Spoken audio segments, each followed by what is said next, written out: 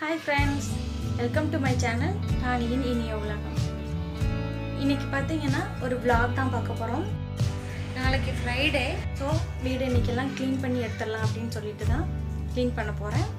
அப்புறம் lunch menu என்ன அப்படிங்கறதையும் பார்த்துடலாம். சரி வாங்க வீடியோக்குள்ள போலாம். காலையில பிரேக்ஃபாஸ்ட் பாத்தீங்கன்னா ராகி இடியாப்பம் தேங்காய் பால். நாங்களாம் பிரேக்ஃபாஸ்ட் எல்லாம் முடிச்சாச்சு.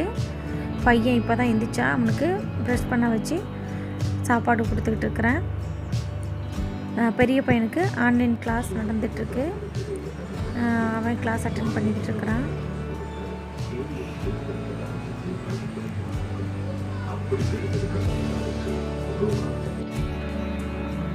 காலையில் பார்த்தீங்கன்னா சமைச்ச பாத்திரம், சாப்பிட்ட பாத்திரம், டீ போட்டது எல்லாம் இருந்தது.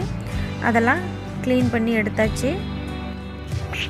இது பார்த்திங்கன்னா ஒரு 10 to 15 minutes ஆச்சு இதெல்லாம் க்ளீன் பண்ணுறதுக்கு. ஸோ ஒரு சைடில் வந்து எல்லாம் உணர வச்சாச்சு. உணர்ந்து முடிஞ்சதும் அடுக்க வேண்டிய இடத்துல அடுக்கி வச்சிடலாம். அடுப்பையும் லைட்டாக கையோட தொடச்சி எடுத்துட்டோம்னா க்ளீன் ஆகிடும். லஞ்சு செய்யும்போது நமக்கு ஃப்ரீயாக இருக்கும். ஸோ அடுப்பையும் லைட்டாக க்ளீன் பண்ணி எடுத்துட்டேன்.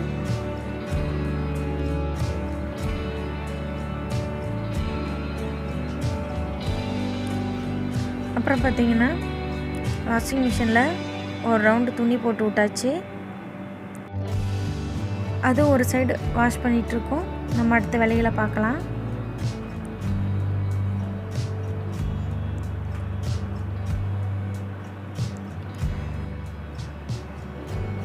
முதல் நாள் போட்ட துணிகள்லாம் பார்த்திங்கன்னா நல்லா ட்ரை ஆகிடுச்சு. அதை எடுத்து அப்படியே மடக்கி வைக்க போகிறேன்.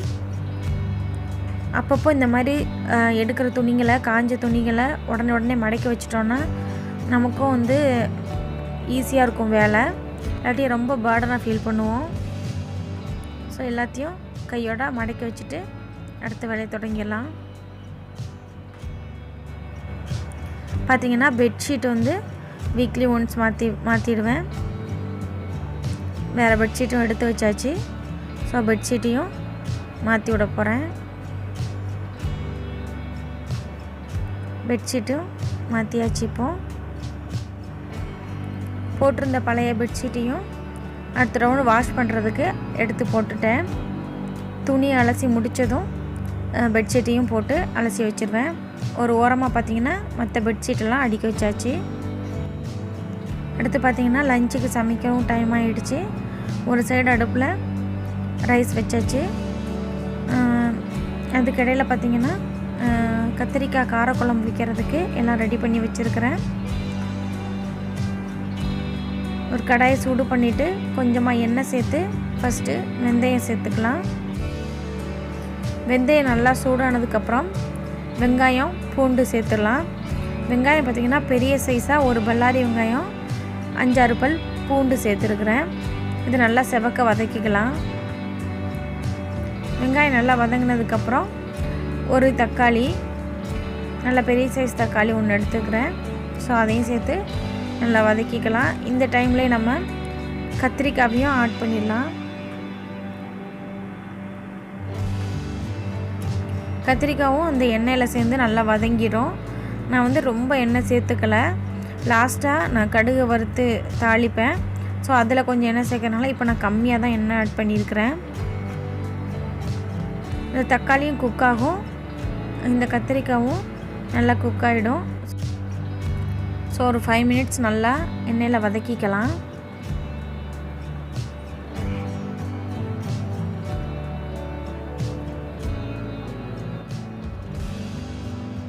இப்போ வந்து கத்திரிக்காய் எல்லாம் நல்லா வதங்கிருச்சு, தக்காளியும் நல்லா வதங்கிருச்சு. கொஞ்சமாக மஞ்சள் தூள் சேர்த்துருக்குறேன். புளியும் கரைச்சி சேர்த்தாச்சு. இதில் ஒரு 3 டேபிள் ஸ்பூன் அளவு குழம்பு மிளகாய் தூள் சேர்த்துருக்குறேன். இது வீட்டில் பொடி பண்ணது. இதையும் நல்லா மிக்ஸ் பண்ணி விட்டுக்கலாம்.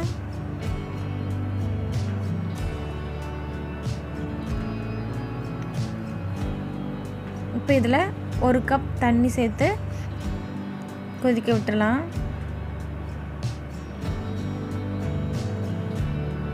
1 கப் தண்ணி சேர்த்தாச்சு. குழம்பு நல்லா கொதித்து வந்தால் கெட்டியாக ஆரம்பிச்சிடும். இது கொதிக்கட்டும். இப்போ குழம்பு பார்த்திங்கன்னா நல்லா கொதிச்சிருச்சு. இப்போது கொஞ்சமாக தேங்காய் அரைச்சி இதில் சேர்த்துக்கலாம். தேங்காய் அரைச்சி சேர்க்கும்போது காரமும் நமக்கு கம்மியாகும், அதே சமயம் குழம்பும் நல்லா கெட்டியாகும். இது இப்போது ஒரு 5 நிமிஷம் கொதிச்சா போதும், குழம்பு தயாராகிடும். தாளிக்கிறதுக்கு பார்த்திங்கன்னா கொஞ்சமாக எண்ணெய் சேர்த்து கடுகு சேர்த்து சின்ன வெங்காயம் கொஞ்சமாக சேர்த்துருக்கேன். சின்ன வெங்காயம் நல்லா பொன்னிறமாக செவந்து வர்ற அளவுக்கு வதக்கிக்கலாம். இப்படி லாஸ்ட்டாக நீங்கள் தாளித்து கொட்டும்போது நல்ல மணமாக இருக்கும் குழம்பு. கொஞ்சமாக கருவேப்பிலை சேர்த்து குழம்புல சேர்த்துடலாம்.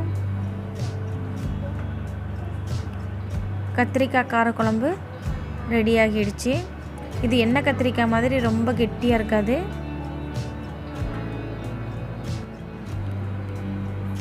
சைட் டிஷ் பீன்ஸ் கேரட் பொரியல் பண்ண போகிறேன். இதுக்கு கொஞ்சமாக எண்ணெய் சேர்த்து கடுகு சேர்த்துக்கலாம். கடுகு நல்லா வெடித்ததும்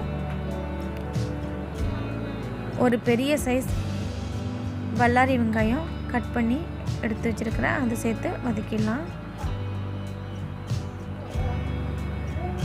வெங்காயம் நல்லா வதங்கட்டும். கொஞ்சமாக தேங்காய், ஒரு 2-3 பச்சை மிளகாய், கொஞ்சமாக மஞ்சள் தூள், 1 ஸ்பூன் அளவு சீரகம், 2 சின்ன பல் பூண்டு, இதையும் கொஞ்சம் நரன்னு அரைச்சி எடுத்துகிட்டு வந்துடலாம். ரொம்ப நைஸாக இல்லாமல் இந்த அளவுக்கு அரைச்சா போதும். வெங்காயமும் நல்லா வதங்கிருச்சு. இப்போ நம்ம கட் பண்ணி வச்சுருக்கிற கேரட் பீன்ஸ் இதில் ஆட் பண்ணிடலாம். இந்த பொரியல் பார்த்திங்கன்னா காரக்குழம்பு, சாம்பார், ரசம் சாதம் எல்லாத்துக்குமே ரொம்ப சூட்டபுளாக இருக்கும். இதை நல்லா மிக்ஸ் பண்ணி விட்டுருங்க. இதில் தேவையான அளவு உப்பு சேர்த்து நல்லா மிக்ஸ் பண்ணிக்கலாம். தண்ணியில் வேக வச்சு சேர்க்குறத விட இந்த மாதிரி இதிலே வேக வைக்கும்போது நல்லா டேஸ்ட்டாக இருக்கும். இப்போ இதை ஒரு மூடி போட்டு வேக வச்சிடலாம். பார்த்திங்கன்னா ஒரு 5 நிமிஷம் மூடி போட்டு வேக வச்சாச்சு. காயும் நல்லா வெந்துடுச்சு. இப்போ நம்ம அரைச்சி வச்ச தேங்காவை இதில் சேர்த்துடலாம். உங்களுக்கு ரொம்ப அடிப்பிடிக்கிற மாதிரி இருந்ததுன்னா கொஞ்சமாக தண்ணி தெளிச்சுக்கோங்க. தண்ணி நிறைய ஊற்றிட வேண்டாம், சொதனாயிடும், அது நல்லா இருக்காது. நல்லா சிம்மில் வச்சு கொஞ்சம் மூடி போட்டு வேக வச்சாலே நல்லா வெந்துடும். தண்ணி தெளிக்க வேண்டிய அவசியமே இருக்காது. இப்போ இந்த மசாலாவோட பச்சை வாசனை போகிற அளவு கொஞ்சம் நேரம் வதக்கி எடுத்துக்கலாம்.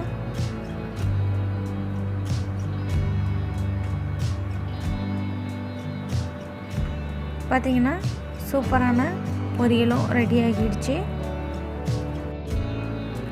லஞ்ச் ரெடி ஆகிடுச்சு. இப்போ எல்லோரும் சாப்பிட்டுட்டு பையனுக்கும் ஊட்டி விட போகிறேன். சாப்பிட்டுலாம் முடிச்சாச்சு. இப்போ பார்த்திங்கன்னா துணியும் வாஷ் பண்ணி முடிஞ்சிருச்சு.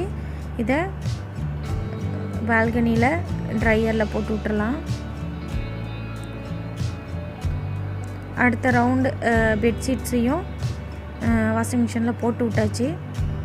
இது ஈவினிங்குள்ளே நல்லா உணர்ந்துட்டுன்னா இதையும் எடுத்துகிட்டு அதையும் உணர போட்டுடலாம். இப்போ பார்த்திங்கன்னா துணியெல்லாம் நல்லா காய வச்சாச்சு. இதுக்கிடையில் பார்த்திங்கன்னா டஸ்ட்பின்ஸையும் கொஞ்சம் கழுவி பால்கனியில் காய வச்சாச்சு. வீடு துடைக்க ஆரம்பிச்சிட்டேன். இப்போ மணி ஒரு 4 o'clock ஆகிடுச்சு. லஞ்செல்லாம் முடிச்சாச்சு.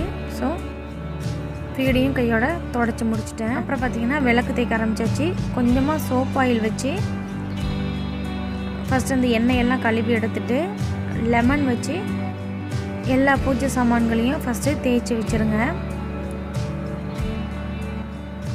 ஒரு 1/2 லெமன் எடுத்தாலே போதும்.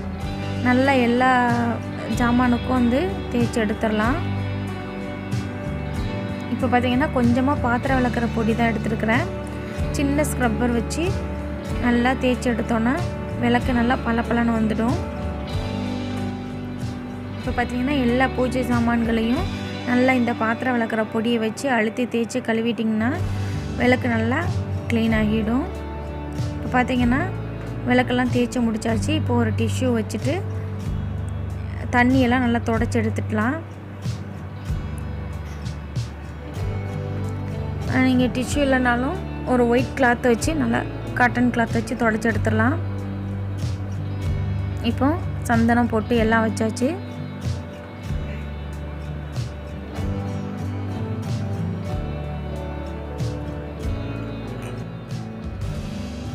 ஸோ உங்களுக்கு விருப்பப்பட்ட மாதிரி சந்தனம் போட்டு எல்லாம் வச்சுக்கலாம். எல்லா ஒர்க்கையுமே நாளே இந்த மாதிரி ரெடி பண்ணி எடுத்து வச்சிட்டோன்னா காலையில் எழுந்திரிச்சதும் விளக்கேற்றுறதுக்கு ஈஸியாக இருக்கும். அவ்வளோதான் ஃப்ரெண்ட்ஸ், என்னோடய தேர்ஸ்டே ஒர்க்கெல்லாம் முடிச்சாச்சு. இதோட வீடியோ முடிச்சுக்கிறேன். இந்த வீடியோ உங்களுக்கு பிடிச்சிருந்ததுன்னா லைக் பண்ணுங்கள், ஷேர் பண்ணுங்கள், கமெண்ட் பண்ணுங்கள். மறக்காமல் ராணியின் இனிய உலகம் சேனல் சப்ஸ்கிரைப் பண்ணி பக்கத்தில் பெல் ஐக்கானை கிளிக் பண்ணிக்கோங்க. Thank you for watching. Bye bye.